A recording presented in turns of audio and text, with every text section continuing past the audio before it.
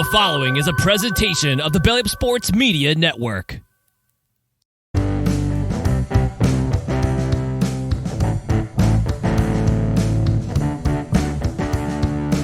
Baseball season is right around the corner, and the 1420 Sports Bar Podcast and SeatGeek are on a 30-day tour with fans from around the major leagues.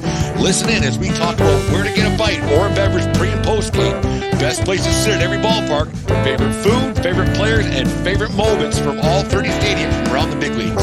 It's the 1420 Fan Experience Ballpark Tour, brought to you by SeatGeek. Let's get into it.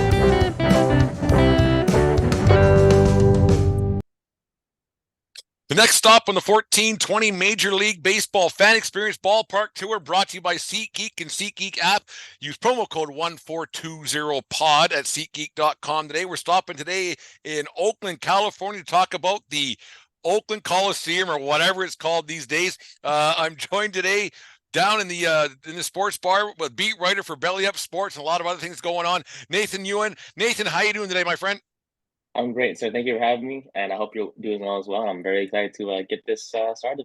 No, it's good. It's my second one today, but it's a lot of fun talking baseball and getting down to the bottom of it. I'll always call it the Oakland Coliseum, Nathan. It's kind of one thing, but that building seems to change names halfway through the season sometimes. Like, how do you keep track of it all?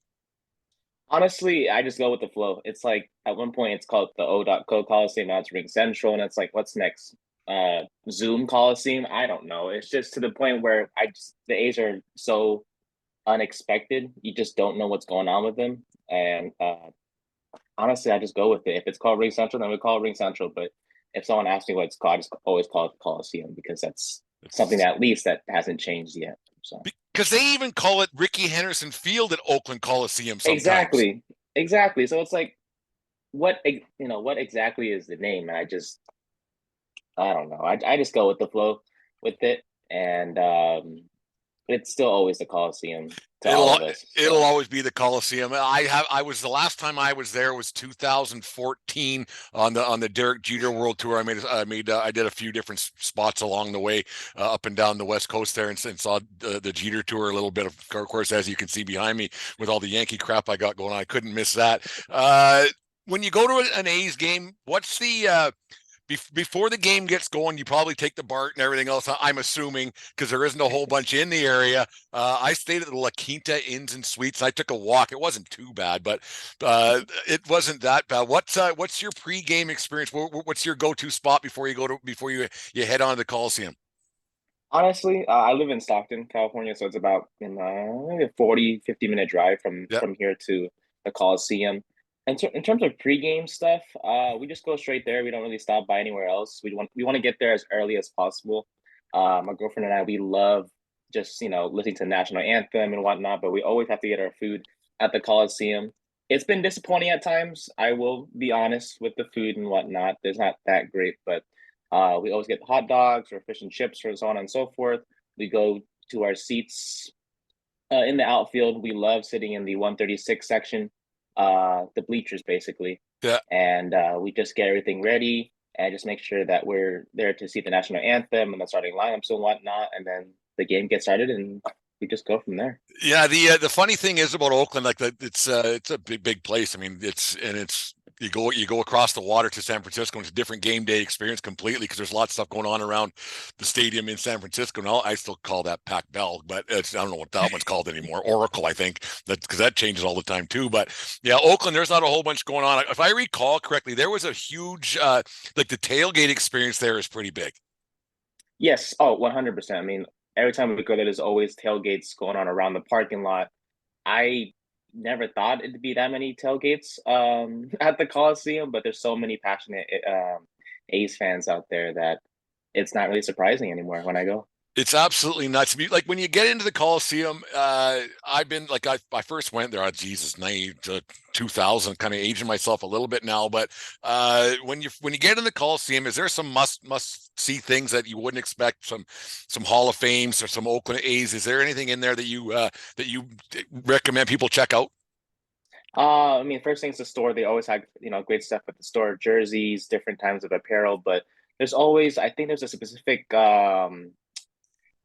section. I forgot where it is, but along the wall they have all these Hall of Fame players and their statistics and their accomplishments. And I think as you walk into the stadium itself, they have Ricky Henderson and all his accomplishments throughout his career. And it's just to see all these legends, and it just you won't ever forget them because they've done so much for that organization, like Henderson or Raleigh Fingers. Yeah, Raleigh Fingers, I remember Yeah. correctly. Just so many guys that have played for the A's that us young fans should, think about and never forget about them because we tend to forget about those old guys Well, out there. that's exactly it. You tend to forget, like you everybody gripes and moans about they don't my team doesn't do this, my team doesn't do that. It's hard to win, and no matter what, right? And especially with the A Mhm. situation, we'll get into that in a second here. But there are, and that's one thing about baseball: the numbers don't lie, and the stats don't lie, and the legends don't go away, right? Even at your young age, you can sit beside someone in Oakland who's probably went to some of those games in that same building, and not many teams can have the same building that the A's play in. Like most places have brand new buildings, like even in New York, obviously. But it's one thing that Oakland has is a strong tradition. That old place must have a lot of stories. Definitely, 100%.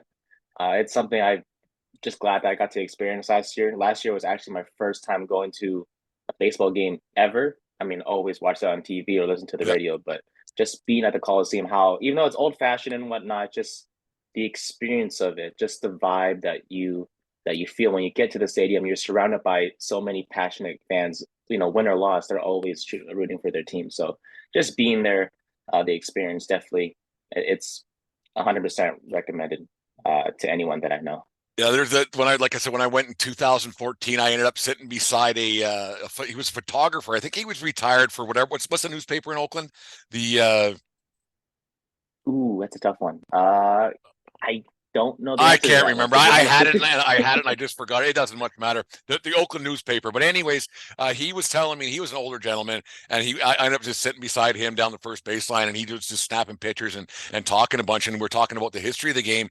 And he said, "Yeah, there must have been 200,000 people here that night. That Catfish Hunter threw his perfect game because everybody he's ever talked to says they were at that game. People that weren't even alive in 1968 were saying they were at that game in that building. So it's a funny little story that he brought up. Yeah, Nathan, you were saying that when you go to a game, you like sitting in the outfield. I'm the same way when I go to games. Like once in a while, I find myself a different seat. What drew you to the outfield seats right off the bat? Okay, so for me, it's just first off, we see the whole field. It's a pretty good view. Uh, we have a better chance of getting, in between breaks, between innings. There's always the outfielders are practicing. I think last year Tony Kemp was in left field, and we almost got a ball from him, but he threw it to somewhere else, someone near us. But just being able to uh, have a chance to talk to the players, kind of yell at them and say hi and whatnot, and they wave back, which is always fun. But just seeing the whole field, having the possibility of catching home runs, and I don't know, it's just when we got our first game tickets in that specific seat, we just stuck with it. We didn't really want to sit anywhere else. I mean, yeah, we could get closer to the field, sit in the lower box and whatnot, and maybe get a better view of the pitcher and the catcher. But it's just sitting in the outfield allows us to see pretty much everything. And as the sun sets, you can see that too. Just a beautiful view. That's why I honestly will never ever move seats Yeah, that's one of those whenever I go to the things. Coliseum. Yeah, it's one of those things. When I first started going to Yankee games, I sat in some. I treated myself a couple of times to some pretty good seats. And I go once a year for the last 8 or 9 years, and COVID kind of got in the way the whole bit. But I ended up getting a ball. Carlos Beltran, like you said, he was playing the outfield for the Yankees. He threw it up, and I reached in front of a kid, and I caught it, and I ended up giving it to the kid and everything else. But long story, but yeah, it's that opportunity to get a baseball because there's something about a baseball. There's no doubt about that. And it doesn't matter what age you are. You could be 5 years old or 50 years old, and you get a baseball. There's something about that. Do you notice that a lot? Yeah, definitely. I think these kids are also sitting in the outfield too, and they always get so excited when a ball comes their way.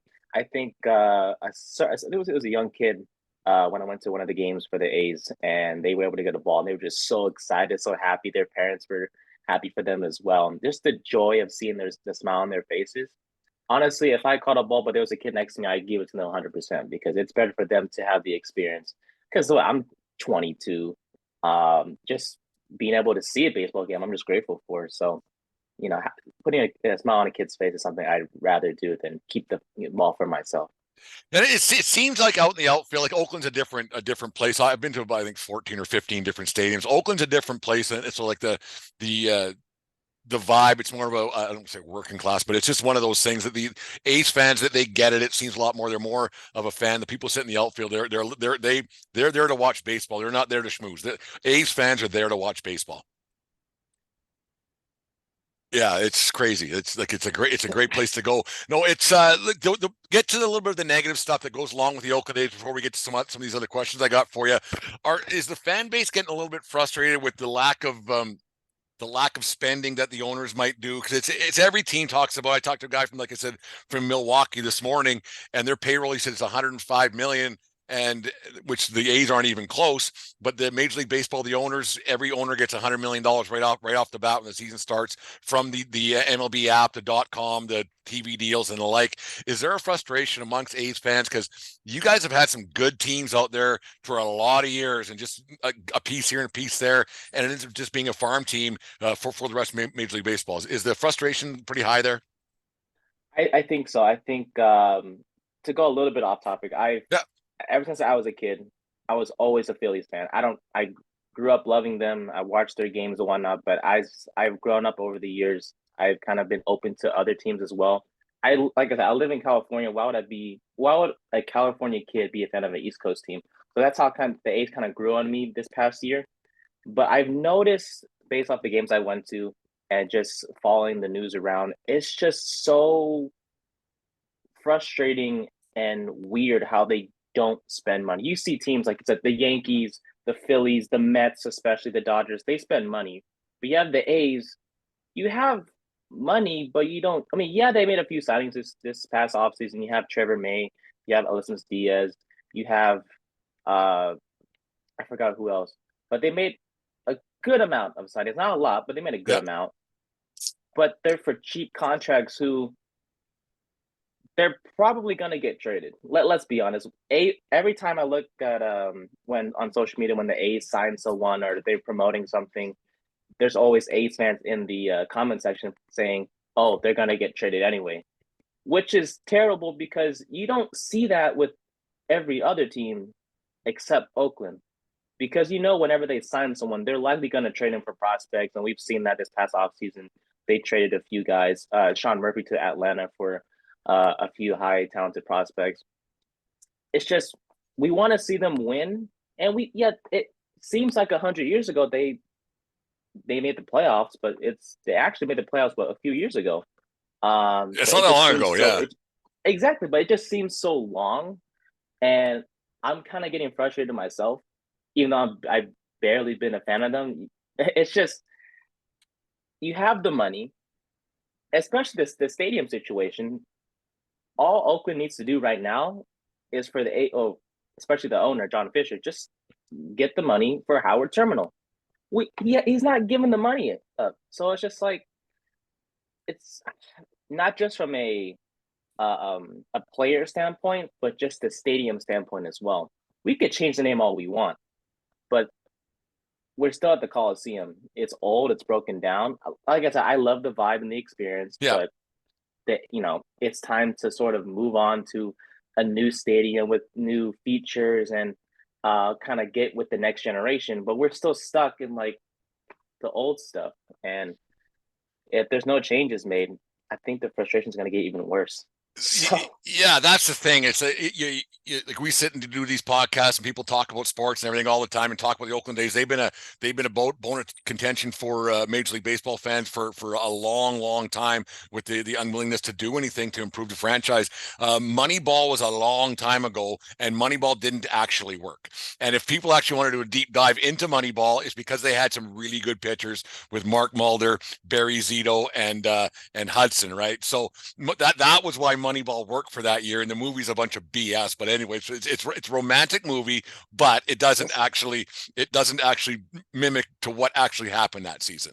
There was some great pitching that they had. Tim Hudson was great, but you look back and the stadium deal.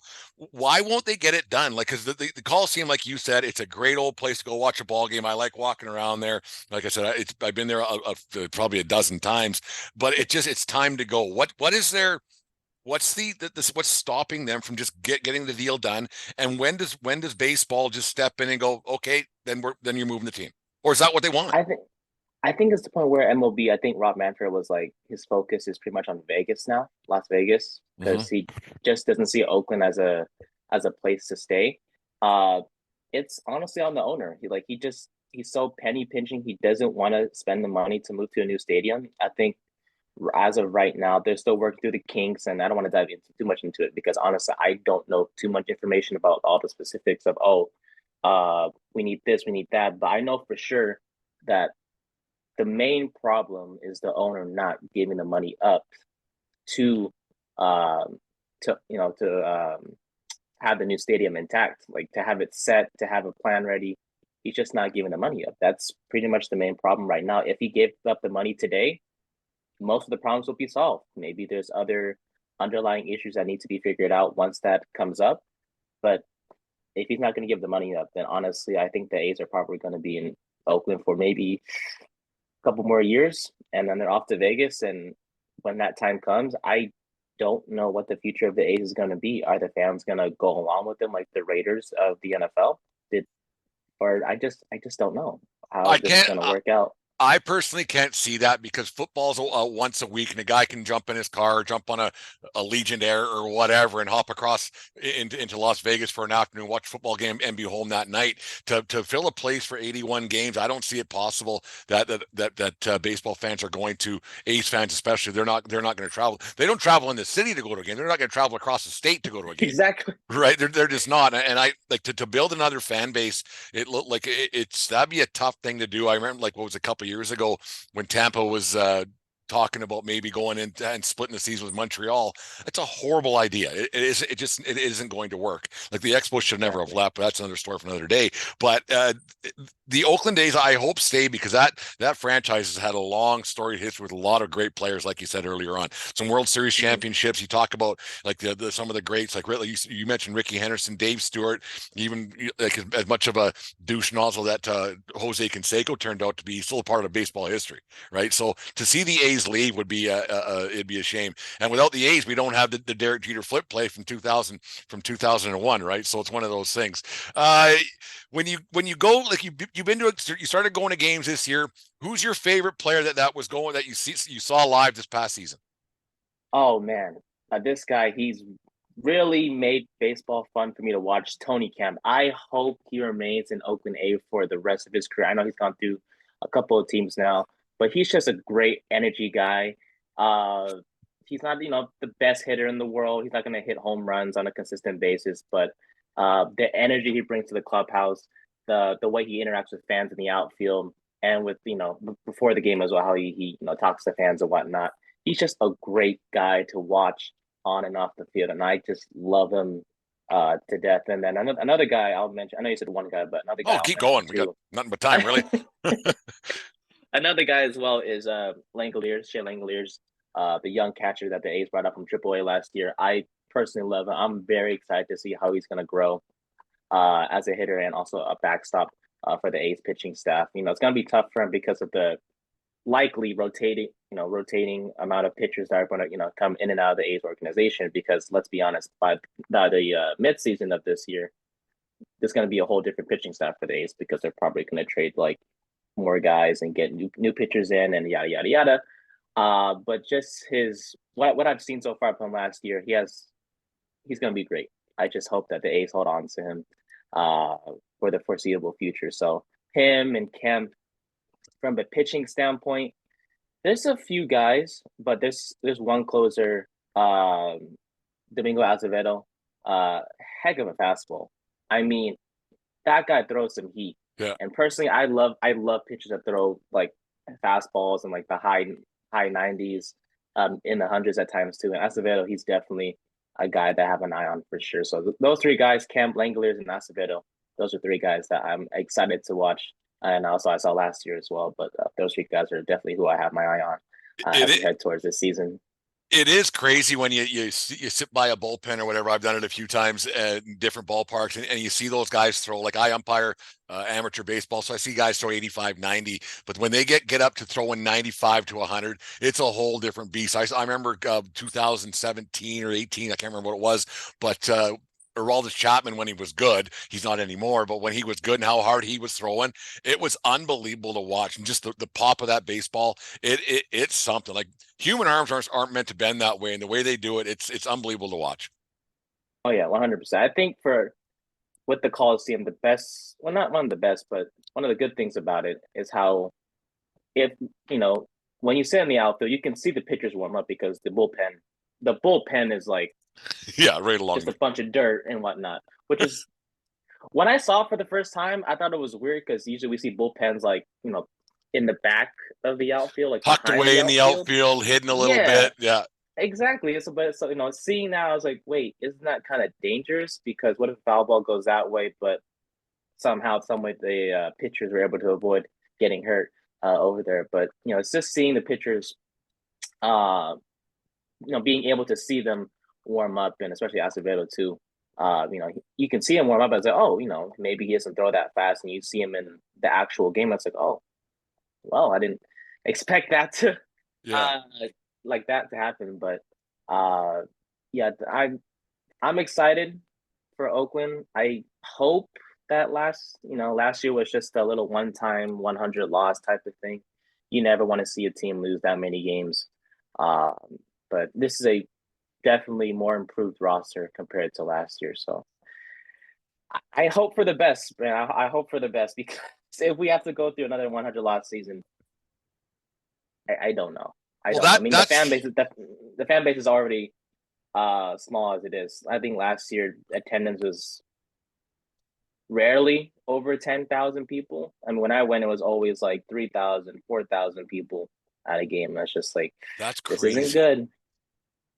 Like that's Yeah. crazy to me. Like, and I'm not saying everybody should spend like drunken sailors like the Mets with Steve Cohen and the money Mm-hmm. he's got. Because I mean, let's face, it, he's got how many billions of dollars, like actual billions of dollars, not fake billions of dollars, right? And so he can go out and spend whatever he wants. And it's I don't know if it's good for baseball or bad for baseball, but I think teams like the Oakland A's and the Pittsburgh Pirates, they're worse for baseball by not spending the money that they're allotted, and the fan bases they suffer because you're only going to put up with it for so long, and you're not going to go because nobody ever pays money to go watch their team lose. They do, but not on a consistent basis, right? Like nobody hopes they're Exactly. like it's when you spend money, you want your team to win, and then when they finally just say we're not going to win, we don't care. People are actually going to stop going, as was proven in Oakland last year. Because I saw some of those games, and I watch Oakland games all the time. It's you see those that building sometimes you're like how the heck, because it would be tough as a player to go out there and look around and like there's more vendors than fans sometimes. Mm-hmm. Well, most definitely. I think from a player standpoint, I'd kind of be sad too. I think it just shows why the A's were better on the road last year compared to being at home. I mean, I don't know the exact record, but I know for sure they played so much better on the road, maybe because of the fans that were there instead of the no fans that were not in the Coliseum. It was sad because I went to, I think it was 3, 4 games last year, and every time we were disappointed with the loss. It's just so sad because it's just so quiet. I mean, there's obviously there's fans cheering and whatnot, but from the stadium as a whole, honestly, you could hear a pin drop sometimes. It was just Because that it's quiet at the so because Coliseum. it's so big is the thing. Like it is Exactly. huge. Like and it's wide open. It's not enclosed by any means. It is freaking huge that place. Was there one memorable moment you're at a game last year? You said you went to four. What was one thing that you remember that was pretty cool? Pretty cool. Well, this is sort of a good and bad moment. I think the A's. Who was it? Was it the Angels? No, it was. Oh man, this is terrible. I forgot the team it was. But the A's jumped up to like a 5, 6 run lead, and that was the first time in person it seemed like, oh my gosh, the A's are gonna win a game for the first time going to one of these games. And then the ninth inning came, I think there was like 2 men on base, and they just blew the lead, lost in the ninth inning. And like I said, the whole pin drop thing, that's how it happened. Everyone was just silent, and we just left our seats and went home. It's Uh, I mean, it's just like seeing them like, oh my gosh, they have a chance to win. I was with my girl and her family as well, and we're just so excited, like, oh my god, the A's are gonna finally win a game that we were going to for the first time. And I'm like, no way they blow this 4-run lead, and then they blew it, and then it was just. Oh, those ones sting. Like like when your team wins, you're like, oh yeah, right on, they won. You celebrate, you're happy, and you go for a beer Yeah, or whatever, and you celebrate, and hey, this is great. But when they lose, especially when you're there watching, it sucks. Like it sucks a lot exactly. because like you spent a couple of bucks or whatever it might be, you're flown across the country, whatever. But when you have an investment for that 3.5 hours, whatever it may be, and your team doesn't win, it's way worse than the feeling that you get when your team wins. Like it's way Exactly. worse. Like it's just It's odd. heartbreaking. It's heartbreaking. It's just like they're so close to winning. They're up by 4. You think there's no way they blow this lead. You have your closer in there. Everyone's upbeat, and they're aware that, hey, if we just get 3 more outs, we're fine.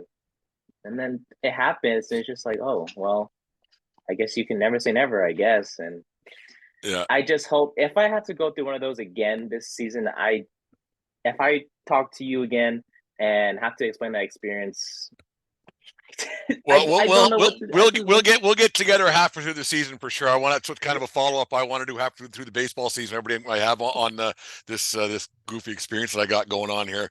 Jesus, I don't know what I got myself into, but it's been a lot of fun so far. Second one of the day. Tips for first timers going to the Coliseum. What's something you got to tell people before you go? You might want to do this. You might want to do that. What's some tips you got for first timers going to the Oakland Circle, whatever it's called, Coliseum, Oko, or whatever? Look, let's be honest. If unless the fan base suddenly just grows overnight, I think not getting there too early will be okay. But if you do get there early, obviously make sure you get your food early as well. Get to your seat. Like I said, personally, I just love the vibe of the national anthem and seeing the starting lineups being announced. So just being able to get there early. There's, let's be honest, plenty of parking spots right now. Plenty I don't want to. plenty of tickets I available just too. I didn't want to come in here and be Mr. Negative, but Oh, I'm it's just speaking fine. the truth. There's just so many parking spots just empty. So I think you'll be able to find a parking spot pretty easy at the Coliseum. Yeah. But just as simple as just getting there early, getting whatever you have to get. There's so many food vendors. There's so many different food choices that you can choose from. Get your hats and jerseys at the store once you enter the stadium. There's always a store right next to the entrance to get any pro that you may be missing or need, I should say. And then, yeah, just get to your seat and honestly just enjoy the pregame festivities. And once that happens and it's time to play ball, then we play ball. I do want to mention one thing. I do hate the whole new rules thing, how there's the pitch clock and everything. I'm there to watch a baseball game for like 3 hours, not kind of have it sped Talk through. about it, man. Like I'm an old school baseball guy, and like I said, I umpire baseball like summer wood bat leagues, kind of that kind of stuff, right? So when those rules start coming in and they're changing the game a little bit, I don't know, like the shift. I used to be a like ban the shift guy, but then I got Mm-hmm. thinking, well, just hit it somewhere else, hit it where they aren't. That used to be the thing. It Yeah, used to be hit it where they aren't, and to tell somebody that they can't catch a baseball to make their job easier. To me, that sounds ridiculous. To me, I don't get it. And yeah, so if they're thinking that banning the shift is going to shorten game times, they're mistaken because there's going to be more hits, which means more runs, which means a longer game. What's your thoughts on exactly. that? Oh, I think just from a whole standpoint of the new rules, I don't really like it. Okay, I get a few things. I get the whole pitch clock thing. They want to speed up the game, but like I said, I'm there for the entire experience of, you know, having to wait a little bit between pitches, waiting between innings. Um, you mentioned the shift. Yeah, it was. I get why they're doing it, but at the same time, I think last season Seth Brown, the A's first baseman, who I don't know is going to be the starter, but that's not the point. He was a left-handed hitter, and I would always see the infield go towards first base, and the whole left side of the infield is there's no one there.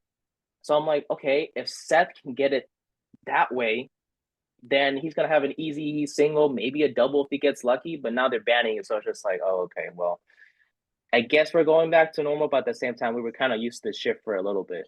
I So why remember would you change it? Robinson Cano one time. He pushed a bunt down third and ended up with a double because everybody was loading up on the right side, right? And I just like, Mhm. well, just do that. Yeah, And then the next time they might not, and you can slap a single. It's a strategy game. Like I don't know. It's odd to me. The pitch clock rules. I don't know. I watched a minor league game today or a preseason game already today. I'm a baseball dork. I watch games all the time, and I don't know. It's going to be interesting to see how these rules work and how it's going to take these old school pitchers like a Max Scherzer and a Justin Verlander to adjust to these rules. Because how's an umpire going to tell these guys making $45 million that that's ball one when they haven't thrown the ball yet? It's going to be an odd exactly. situation for me. It's going to be really strange. Yeah, no, baseball. I think it's a great game. I think they needed to make some changes. Every other sport has rule changes over the years, and baseball kind of got stuck in their own way a little bit. But to do it all at once, I don't know if it's the right thing. Oh yeah, I think the pitch clock thing I didn't really like it. I mean, yeah, it's gonna mess up some pitchers' rhythm. I think obviously that's what spring training's for, right? It's for pitchers to get warmed up and get used to the whole process. I think one guy that's gonna get affected the most is the Astros pitcher, Luis Garcia. Has Yeah. that long windup before he throws the ball, which is actually I don't mean to be rude, but it's kind of annoying because I get it. You have your own routine, but this guy takes like 15 seconds in this windup before he throws the ball. Yeah. So hopefully he adjusts to it. But I think what was the another rule? The bigger bases. I don't know why we're doing that, They but said for I don't player know. safety, but they always slide to the outside of the bag anyway. So what the heck's the difference? I didn't understand that one. Like it doesn't make any That's sense. baseball. That's baseball Player for you. safety. Okay, just don't step on some guy's hand or his foot. Like done. There's your Yeah. safety. Yeah, it's odd. It's refreshing to hear a young guy like yourself say you're there for 3.5, 4 hours. It might be because most people they say that it's the young people that have the attention span of a drowned rat, so they don't want to watch the game, and they're the YouTube generation. You watch 5 seconds of a video, then go to the next one. It's refreshing to hear that a guy like yourself wants to be there for the game and to watch the game. And if I paid the money, or if I'm watching on TV, this is what I set out to do. Because most of these baseball people say, well, it's for the younger generation, and I don't think it is. I think it's for other advertising to get out there for other TV shows. That's my Oh own yeah. personal opinion. It's odd if they want to speed the game up, take away some of the commercials. Yeah. Exactly. But they won't do that because that's who pays the No. bills, right? So Yeah. let's get to the thoughts of this. Ready to go to extra innings? Yes, sir. Let's do it. Let's do it. Is a hot dog a sandwich? Well, two bread. I mean, a sandwich is what two bread and a meat in the middle. Yeah, to me it is. I mean, it's weird to say it, but yeah, to me, a hot dog's a sandwich. A hot dog's a sandwich. Day games or night games? Night games, 100%. I like that answer. How old is too old to bring your glove to a baseball game to catch a home run or a foul ball? Never, never, 100%. If I'm 70, 80 down the stretch and I go to a baseball game and I catch a ball with a glove, that I want to do it. I want to do it. So never too old. Love it. Definitely, Love never it. too old. You're my new favorite guest of all time in the 1420 podcast. Last one, and then we'll get to hear what you got going on. Do you like the drummers in the outfield at the Oakland Coliseum? 100%. Just the vibe they bring, and honestly, you don't see it anywhere else. You don't hear it anywhere else but the Coliseum. So, and there's one good thing about the A's, it's the drummers, and the vibe and whatnot that they bring to the stadium every single game. So, I love the drummers. I always usually sit near them, which is weird, but because they sit in right field. Yeah, they sit in right field. So Yeah. you can hear them pretty close. Nathan, I think you went 4 for 4 today on those questions. That doesn't happen very often here at the 1420 Sports Bar. But no, thank you very much. That was good. Enjoy the talk. We'll have to make sure we meet up midway through the season again, and we'll talk some baseball and see how things go. Maybe I'll make my way down there when the Yankees are down in Oakland again, and then get back on the tour. Tell us Yes, what you sir. got going on with life. What you got going on with Belly Up? Yeah, so with Belly Up right now, I'm a beat writer for the New York Giants of the NFL. Season's pretty much done for right now, so I'm just going through the motions of seeing if there's any big off-season news. Probably once the A's get up and running, maybe start writing articles about the A's. We'll see what happens there with Just that do it, and my man. school Just do it. schedule. Exactly. I mean, yeah, if we lose, we lose. But hey, I love the team. Love going there. So we'll see what happens with that. Currently, I'm running the Belly Up Sports Twitch channel, playing NBA 2K, Madden NFL. Once the new MLB game comes out, I'll be playing that as well. Maybe doing a franchise series on the A's, maybe helping them win a championship sooner rather than later. Maybe actually spending money. I don't like someone out there, John Yeah. Fisher, spend the money. Let's get a new stadium in Oakland. Doing that right now, and also I'm just an editor as well for Belly Up. But right now, just mainly doing the Twitch channel. You guys can catch me streaming and creating YouTube videos for the channel as well. The schedule for streaming hasn't been official just yet. I'm still trying to work out the kinks for that, but I will be streaming every week with a different video game. So if there's anything with that I'm not doing that's old fashioned per se, it's playing video games and kind of reliving not reliving, but just going back to my childhood in a way. So yeah, you aren't old enough to be saying going back too far. Yeah, you got a few. You'll never catch up to me, is what I'm saying. It's not how that works. But no, Nathan, thank you very much to come on the show. You're a part 2 of our tour for this Major League Baseball venture that we got going on here. And thank you very much once again for coming on the show. And like I said, we'll have to make sure we get chatting as the season progresses, and we'll keep in touch for sure. Yes, sir. Thank you for having me, and go A's. Yes, sir. There you go. Go A's. We'll talk to you. Thanks. Thank you, sir.